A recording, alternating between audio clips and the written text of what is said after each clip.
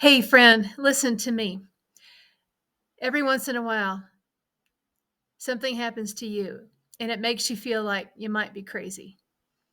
It's time to go ahead and admit, yeah, you might be crazy, but you're not alone. I created the book, Crazy as Usual, to share stories of women who are trying to figure out what the heck when things happen to them that catch them off guard, and their response, sometimes adds to the problem.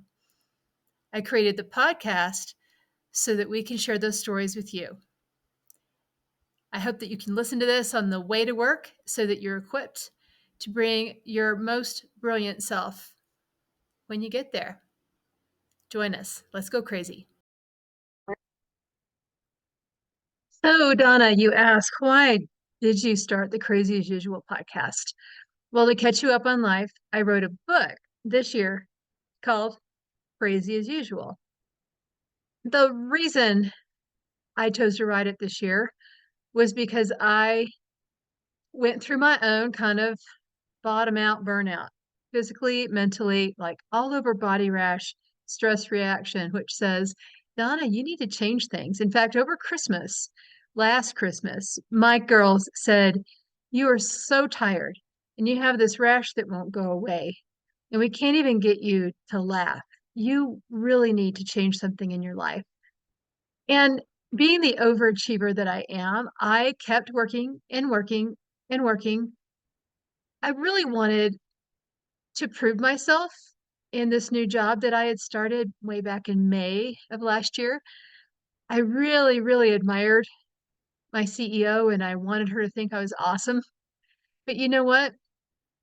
One of the things that I learned is our addiction to being magnificent, as Barbie would say, the addiction to extraordinary is breaking down our ability to bring the best of who we are to work and to bring the best of who we are at home. My kids have not seen awesome mom because they have seen tired, exhausted, always multitasking mom. And that has come to head in a couple of different ways with my three daughters. And that's why I realized I have got to stop this hamster wheel. I did quit my job in March, largely because of a mistake that I had made that was really hard to recover from. So I offered my boss the ultimatum. I said, I'll stay and fix this. I am not going to leave you hanging. But if you feel like this is putting the organization at risk and you have to eliminate a position to cover for it, then eliminate mine because it's my fault. And I've got to go get myself in order. What's crazy is that, yeah, she took me up on that. And I did start working on the book and I started working with my husband's business. What I realized within 2 weeks is that I was still living in that loop of performance. I I was still so addicted to being awesome in this new capacity, writing my book, representing my husband's business, helping to create new lead channels for him. I was redoing his CRM, which turns out I'm pretty good at. And now other people are asking me to migrate their CRM to something more robust.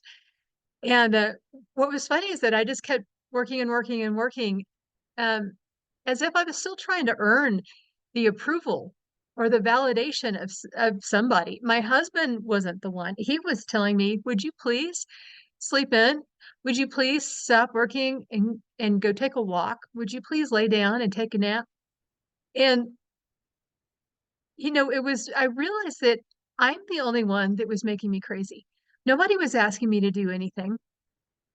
And you know what? Sometimes at work, there is somebody asking you to work extraordinary hours, calling you at 6 o'clock during dinner time.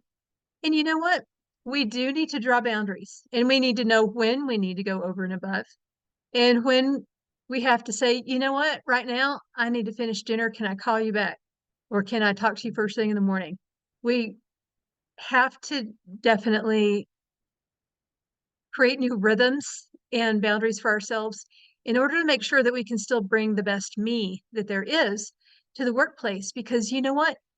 If At work, if your people aren't happy, they're not going to treat your customers well.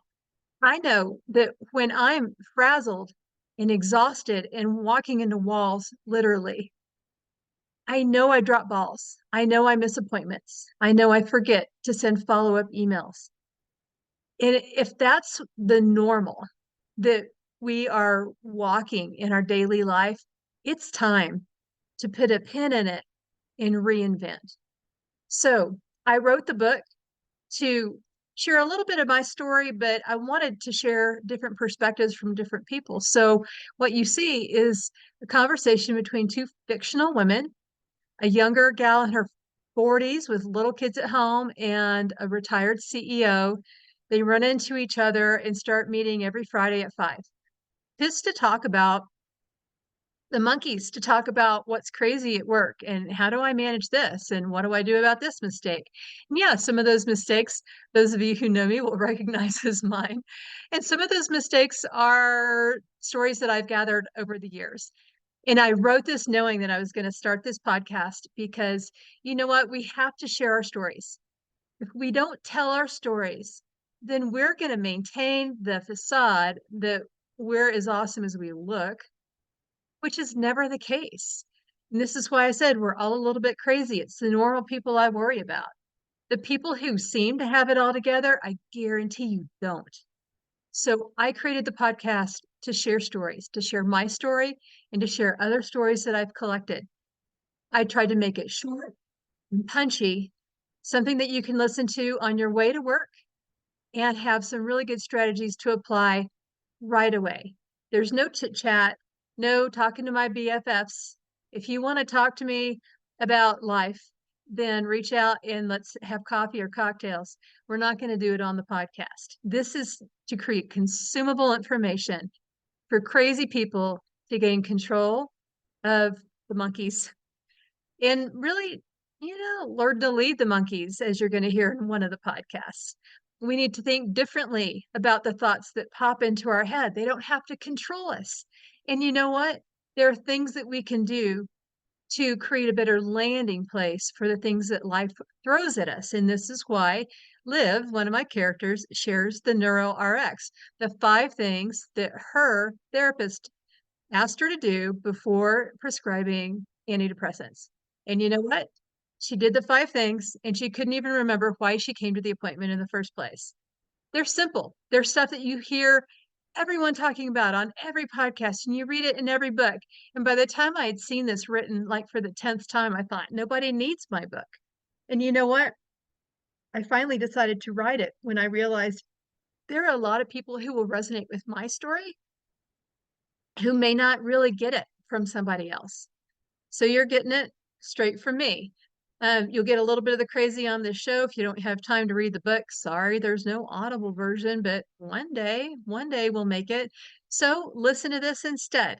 Meet some of my friends. Some of them are crazy like you and me, and others are providing services to really help provide a good landing place for people with mental health challenges. We have to start talking about it. We need to make it easy to walk up to a friend at work and say, "Hey, I have just noticed that your normal awesome is like somewhere else, and I just wanted to ask if there's anything I can do to help. Or can I connect you with someone? Or do you know about this discussion group this Friday at 5 that I heard about in town?" There are lots of different ways that we can help people out without making them feel like they're crazy and alone. Because we're all just a little bit crazy. We feel crazy on any given day when somebody does something to us, says something to us that triggers us. And I hate to use that tired term again, but honestly, when you get that feeling in your solar plexus that says, "What? What's going on here? What do you mean?" If you start to feel angry or sad or scared, it doesn't mean that you still need to own that as the truth. You need to stop and ask yourself what's really going on. And when we hear other people talking about those crazy moments, the crazy thing my boss said, the crazy thing my coworker said, how crazy I felt when they did that to me in the meeting, when we hear that other people experience the same thing and we learn how they have learned how to respond to the monkeys, it just makes us all better. You're going to be better at work. You're going to be better when you go home. Your partner or your kids are going to find a much happier person. And that's what makes all of life better, right? I mean, how many times have I gotten mad at my kids and realized that my anger towards them just made everything worse? And then we're having to deal with that rather than dealing with the issue of not cleaning the bathroom or whatever it was. I do not want to react to life anymore. I want to live on purpose and I want to live in a life-giving way that inspires my three daughters to be better people, both with their friends and with their coworkers. So let's be crazy together. Let's talk honestly about the monkeys and let's see what we can't do to create a much happier life for ourselves and a much happier world. Thanks for being here.